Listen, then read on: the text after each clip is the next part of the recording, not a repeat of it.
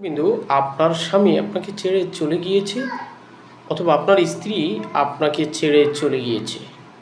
আপনি যদি আজকে এমন একটি আমল করতে পারেন যে আমলের মাধ্যমে আপনার স্বামী আপনার কাছে ফিরে আসবে, আপনার স্ত্রী আপনার কাছে ফিরে আসবে, খুবই গুরুত্বপূর্ণ একটি আমল শিক্ষা দিচ্ছি।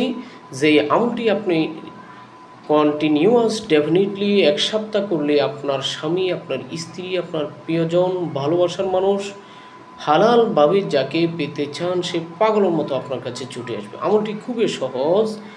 আপনি ১১ বার দুরূদ শরীফ পাঠ করবেন ওযু করে।